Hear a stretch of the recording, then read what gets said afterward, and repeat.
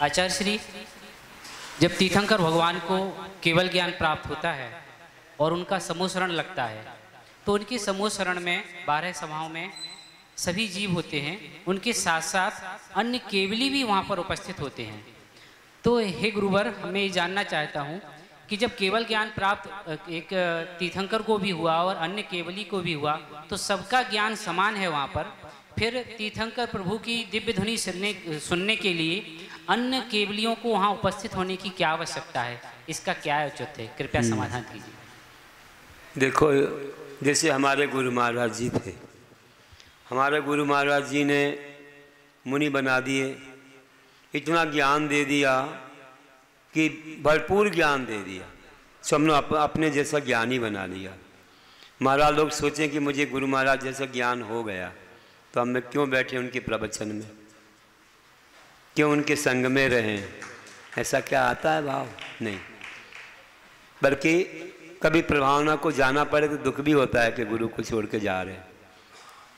संग की शोभा है, संग की शोभा है। हम लोग तो अपनी भक्ति से उनके चरणों में रहते थे, उनकी सेवा करते थे, और एक प्रकार से ये भी एक प्रभावना है, और अपनी साधना करते थे।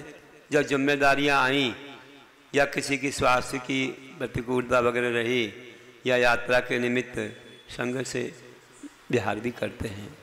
लेकिन वहाँ केवली भगवान जो होते हैं, वे केवल ज्ञान से संपन्न होने वाले कोई कार्य तो करना नहीं है।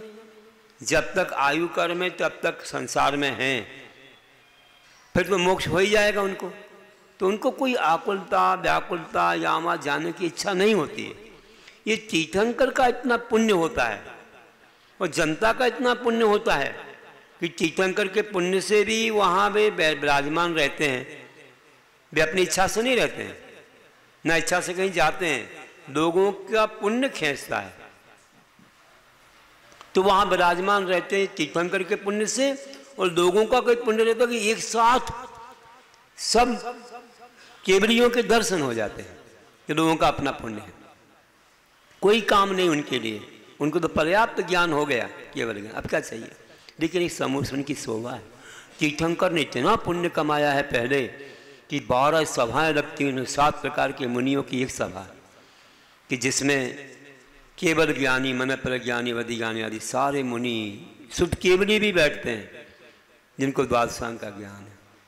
केवल ज्ञानी तो बहुत बड़े हैं ही। तो समूह उनकी शोभा है और तीर्थंकर का पुण्य है और जनता का पुण्य है कि उन्हें एक साथ सबके दर्शन होना है।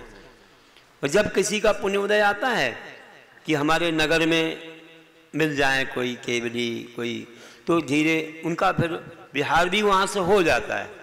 अपने आप किसी का पुण्य खींचता है, तो किसी केवली का विहार होके उनके नगर में भी लाभ मिलता है, उनके कहीं उद्यान में लाभ मिलता है। वे तो स्वेच्छा से जाते नहीं हैं। केवल ज्ञान होने के बाद कोई इच्छा नहीं होती है। अपने आप जैसे मेघों का गमन होता है ना, वैसे स्वभाव से अपने आप गमन लोगों के पुण्य से हो जाता है। नमोस्तु गुरुदेव।